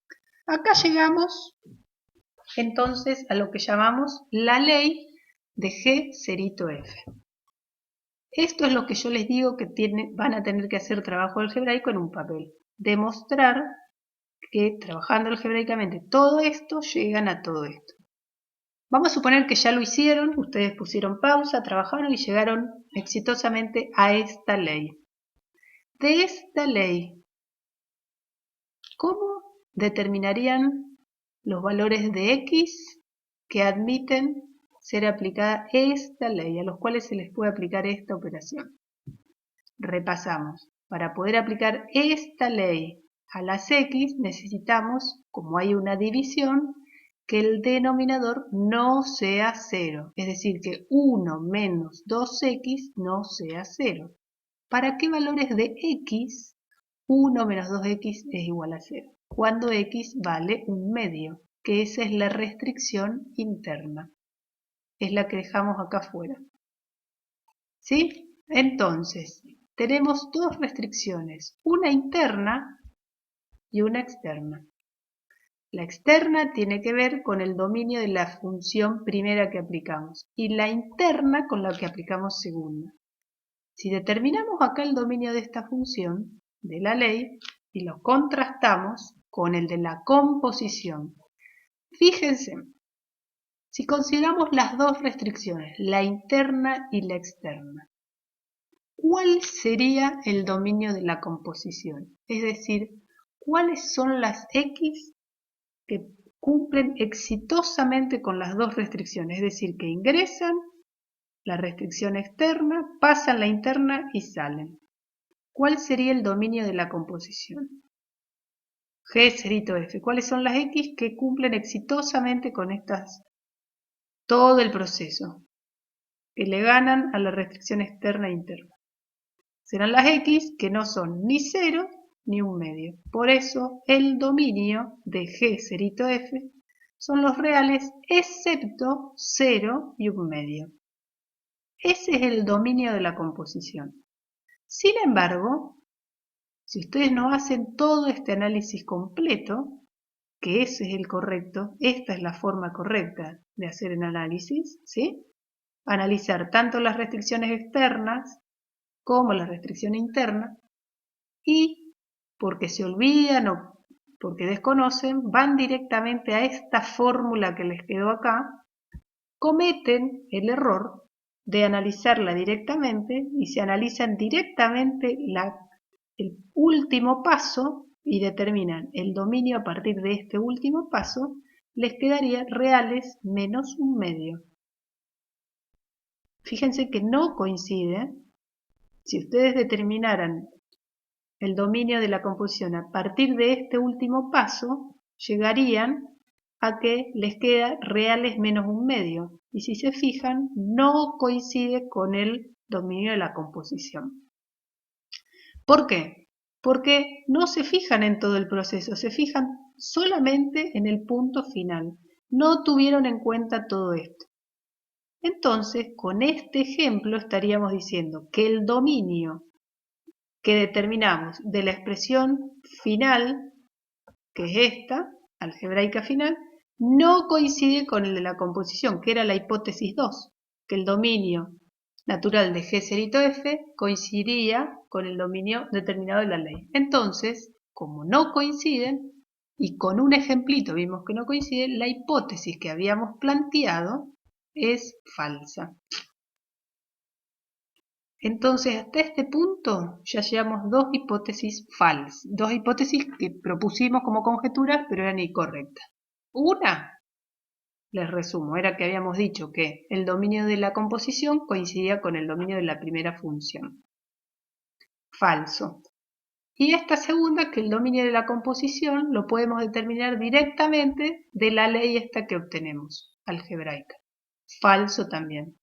Entonces, ¿cómo hacer para que esto que analizamos acá, restricciones interna y externa, llevarlo a una forma operable, fácil de decir? En palabras habíamos dicho, el dominio de la composición va a estar formado, va a tener como elemento las X que puedan pasar ambas restricciones, la externa y la interna, simultáneamente. ¿Cómo hacemos para escribir todo eso de una forma compacta y que sea fácil de operar? Entonces, descartando los dos casos que vimos recién, las dos hipótesis que propusimos eran incorrectas. La pregunta es, acá está lo que viene medio lento el PowerPoint, pero acá están las dos hipótesis. La primera es la de abajo. Habíamos concluido que era falsa porque el dominio de la composición no coincide con el dominio de la primera función que aplicamos. La segunda es la que vimos en esta diapositiva. Es incorrecto determinar el dominio de la composición a partir solo de la ley algebraica. Y entonces, ¿cuál será el dominio? Porque acá mismo, fíjense que acá mismo podemos descartar que coincida con la segunda que aplicamos, porque acá el dominio de la segunda que aplicamos es reales menos el 2, y el dominio de la composición es reales menos el 0 menos el 1 medio. O sea que este ejemplo nos sirve para descartar dos situaciones, la de la ley y la de la segunda función, que coincide el dominio natural de la segunda función con el de la composición. Y nos van quedando pocas opciones, ¿sí? Vamos a ver entonces cómo hacemos para determinar el dominio natural de la función compuesta. Sería llevar en palabras, lo que fuimos diciendo en palabras, llevarlo a una expresión. Y es esta que está acá. Esto que está recuadrado acá. El dominio de la función compuesta g cerito f van a ser las x que pertenezcan al dominio de f. En realidad, recordar que f es la primera función que aplicamos y esa sería la restricción externa. Pasa la restricción externa, entonces obtenemos las f de x. ¿Y con cuáles nos quedamos de todas esas x?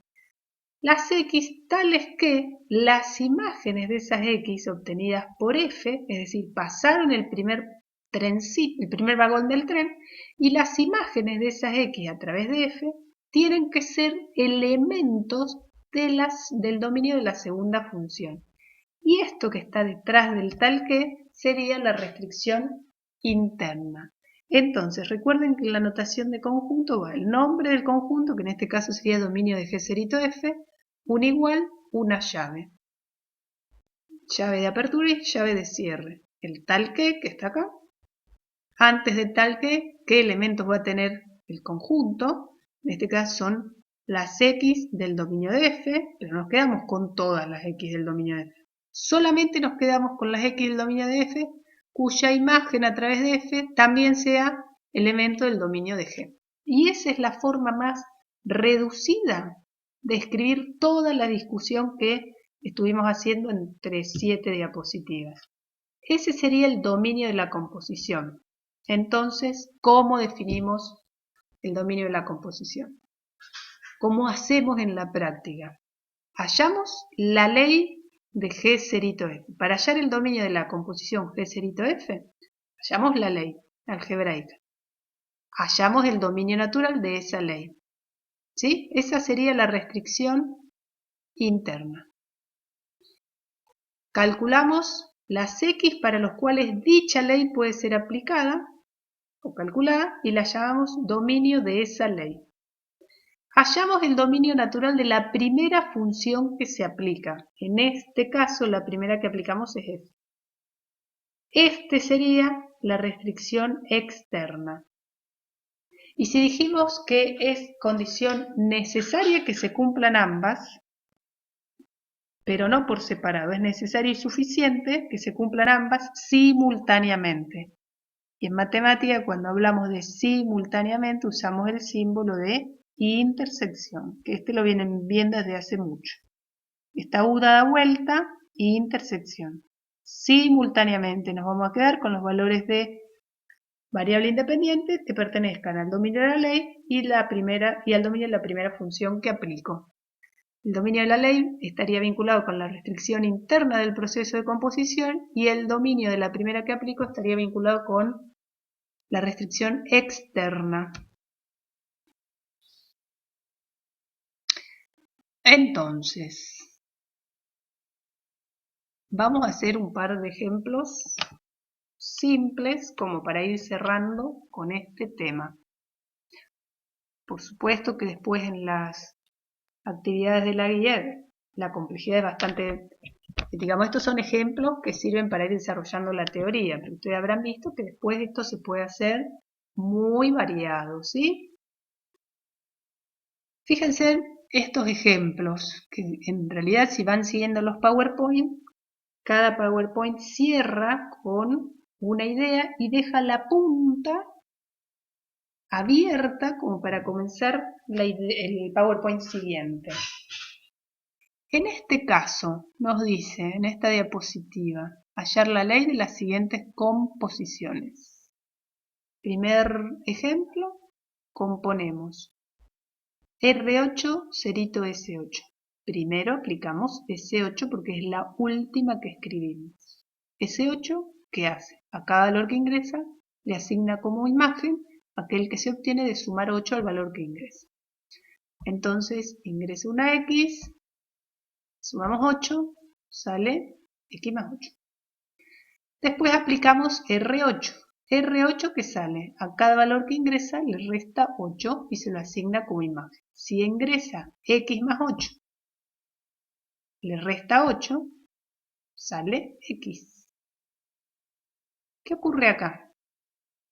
La X que ingresó originalmente fue transformada dos veces, fue transformada una vez, otra vez por distintas operaciones, ¿y qué salió? La X, sin ser modificada. Ingresa una X, un valor, es transformado dos veces y sale el mismo valor. ¿Cómo se llamaba la función si vemos como un paquete cerrado a esto? ¿Cómo se llamaba la función? ¿Qué nombre le dábamos a la función? Que a cada valor que ingresaba le asignamos el mismo valor. No sé si lo estuvieron trabajando, si ya individualmente estuvieron trabajando con las actividades, pero bueno, esta es la función que a cada valor que ingresa le asigna el mismo valor, es una función muy especial que recibe el nombre de identidad. La función identidad. ¿Por qué? Porque ingresa y sale el propio valor que ingresa. Cosa similar ocurre si hacemos la composición de la función D3 cerito M3. Primero aplicamos M3. Si aplicamos M3 y a continuación aplicamos D3, ingresa la X, M3 multiplica por 3 y sale 3X. 3x ingresa a la segunda función de 3 y ¿qué hace? De 3, el valor que ingresa lo divide por 3 y sale x. Es decir, si componemos m3 y d3 y lo vemos como un todo, vemos que ingresa un valor, doble transformación y sale el mismo valor, como si no hubiera sido modificado. Sin embargo, en el medio, tanto en un ejemplo como en el otro, el valor que ingresa sufrió una transformación, sufrió otra transformación y salió el mismo valor. Daría a pensar que lo que hizo la primera transformación deshizo la segunda, tanto en un ejemplo como en el otro. Entonces, cuando ocurre que ingresa un valor y sale el mismo, a esa función como un todo le damos el nombre de Cuando decimos que hay dos funciones de modo acopladas, de modo que ingresa un valor, es doblemente transformado y sale el otro, decimos que la segunda deshace lo que había hecho la primera. La segunda aplica un proceso de transformación inverso al que había hecho la primera. Por ejemplo, la primera acá era sumar 8 y la segunda que hizo restó 8. En el segundo ejemplo, la primera quise multiplicar por 3 y la segunda quiso dividir por 3. Son sumar y restar 8 son procesos inversos, multiplicar y dividir por 3 son procesos inversos. La segunda deshace lo que hizo la primera. Por eso volvemos al valor de partida. Y ahí se define la función identidad en X. La función identidad, que la vamos a llamar I de X, no es más que una función escalar que a cada valor que ingresa, le asigna como imagen el mismo número. Le asigna como imagen el mismo número para todo X del dominio. ¿Qué valores puede tomar si tenemos la ley I de X igual a X? ¿Qué valores puede tomar la X? ¿Hay alguna restricción sobre la función identidad? Obviamente que no. A cada número le asigno el mismo número. Si existe en el dominio, existe en el conjunto imagen. Es decir, que en estos dos ejemplitos que vimos, cuando los componemos, R8 y S8, llegamos a la identidad. Cuando componemos D3 y M3, obtenemos la identidad. ¿Por qué? Porque viendo acoplado en conjunto, ingresa doble transformación y sale el mismo valor. Entonces, así podríamos probar otros ejemplitos. Acá hay otros ejemplos. En realidad esto es para que la idea era que los trabajaran ustedes.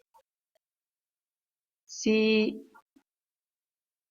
hacemos G cerito de 4 y obtenemos la identidad, recordando que de 4 es que al valor que ingresa lo dividimos por 4.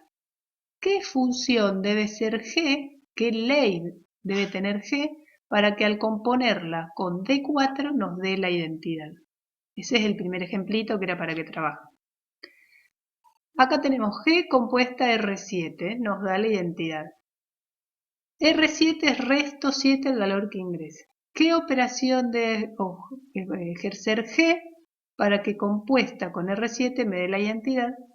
Y acá tenemos G cerito, corchete, S7 cerito M4.